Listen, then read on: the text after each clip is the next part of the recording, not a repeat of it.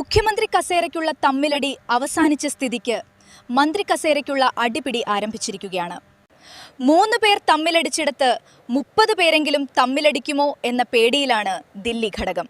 പതിവ് പോലെ 5ാം മന്ത്രി വിവാദവും ഉടൻ ആരംഭിക്കും. ഇങ്ങനെ പോയാൽ 2031 കേൾക്കാൻ പോകുന്ന വാർത്ത ഇതാകും. കേരളത്തിൽ ഈ വർഷം ഏപ്രിലിൽ നടക്കാനിരിക്കുന്ന അസംബ്ലി ഇലക്ഷൻ 2032 മാറ്റിവെക്കണമെന്ന് കോൺഗ്രസ്. മുഖ്യമന്ത്രി കസേരയ്ക്കുള്ള തമ്മിലടി കാരണം ഫലം വന്ന് 1 വർഷം കഴിഞ്ഞാണ് മന്ത്രിസഭ അധികാരമേറ്റത്. അതിനാൽ 4 വർഷം മാത്രമാണ് ഭരണം ലഭിച്ചത്. 2032 ആകുമ്പോഴേ 5 വർഷം പൂർത്തിയാകും. അതിനാൽ അസംബ്ലി ഇലക്ഷൻ 2032 നടത്തിയാൽ മതിയെന്ന് കോൺഗ്രസ് അഭിപ്രായപ്പെട്ടു. ഇതിനിടെ പഴയ മുഖ്യമന്ത്രിയെ പ്രതിപക്ഷ നേതാവായി തെരഞ്ഞെടുത്തിരിക്കുകയാണ്. നിയുക്ത MLA-മാരെ പോലും അവഗണിച്ച് ജനം ആഗ്രഹിച്ച ആളെ വലതുപക്ഷം മുഖ്യമന്ത്രിയാക്കിയപ്പോൾ പൊതുജന അഭിപ്രായം പാടെ അവഗണിച്ചിരിക്കുകയാണ് ഇടതുപക്ഷം.